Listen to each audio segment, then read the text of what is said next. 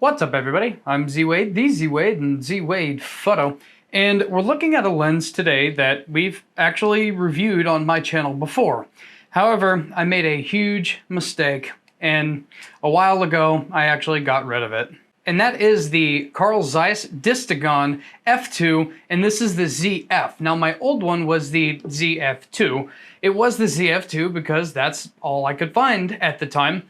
And this time, I actually got this by mistake, but I ended up just going ahead and keeping it because I got fair asking price for this. I'll tell you that story in the future. Now, the difference between the ZF and the ZF2 is CPU contacts. And since I am a manual shooter, I don't need my camera to communicate with the lens to control the aperture, so I don't need to work in aperture priority or shutter priority. I shoot in manual, and so the only thing that this does not have that the ZF2 has is I have to do this with my aperture. Now, before I get into how this thing feels and initial first impressions, I do need to give it a sniff because it is a new lens. No, we're not sniffing it because other people sniff their lenses. For fun, we're sniffing it for tobacco smoke.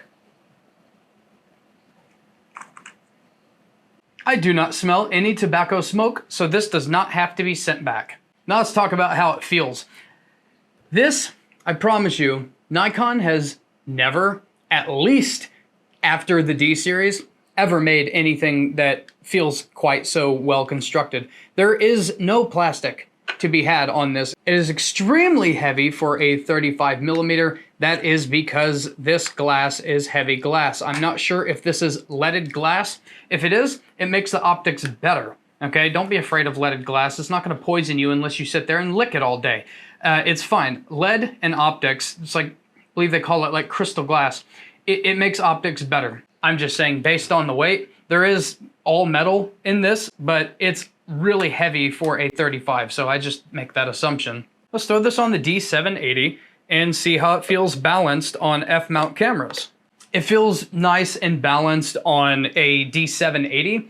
I will say, because it's heavy and because it sticks out, that when you adapt this to the Z6 II or any other mirrorless camera, with exception of the Z9, which is much beefier, it does feel a little front heavy, but it's not cumbersome. It doesn't throw off your shot or anything like that. But on a DSLR, it feels great because they're big, they're chunky. That's a heavy 35mm on the front, but it balances pretty nice. You can see right there.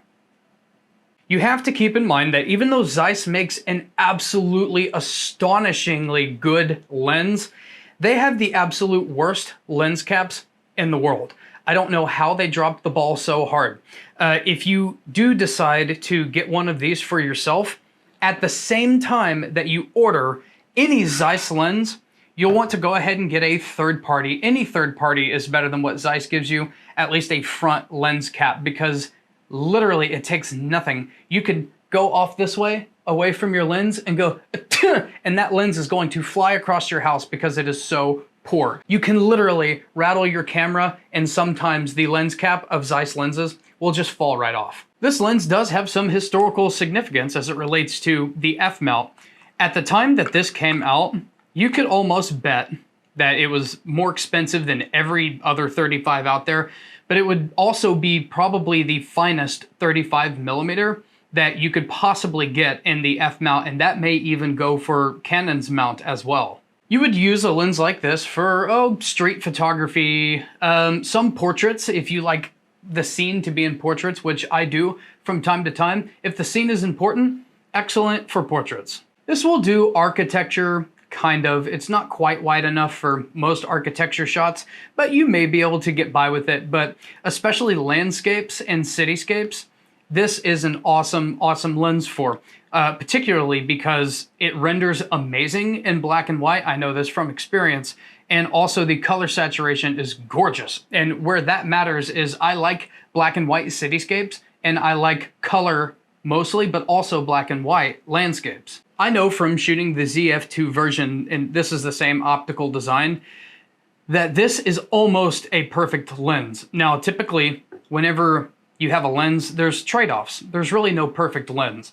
It can be insanely sharp, but maybe not have good colors, or it can be insanely sharp, but it has too much glass, and so it doesn't necessarily have great tonal range. The micro contrast will be lacking, or All of those things are awesome, but maybe it's heavy vignetting. This is the closest that I have ever used, and I've used quite a few lenses.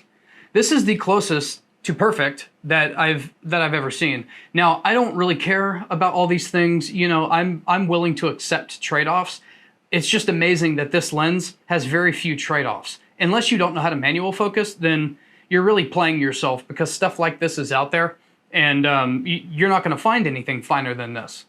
The ZF2 version of this retails right now in 2022 around $900 in really good condition, and the ZF, which is what this is, goes for around $600 to $650, and that seems really cheap for how crazy this is. You may think that that's kind of expensive for a 35mm, but you buy this for that little extra bit of juicy perfection, and really the engineering of this is just rather insane, and that's why you pay, even today, that kind of money for a 35mm lens.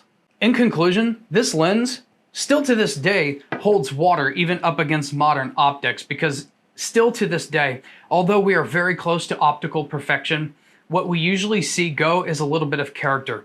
This is so close to optical perfection, and it has a particular look. It has a Zeiss look. People talk about the Zeiss pop.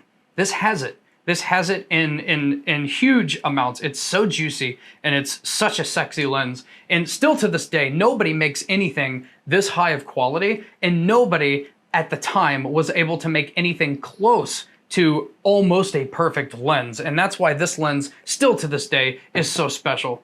That's a wrap of this episode of Z Wade Photo. Let me know in the comments below. Do you like Zeiss lenses? In particular, have you ever shot this lens, and do you love it? Or do you hate it? Are you thinking about getting one? What are your reservations? I'm Z Wade, the Z Wade, and Z Wade Photo, and I will catch you in the next one.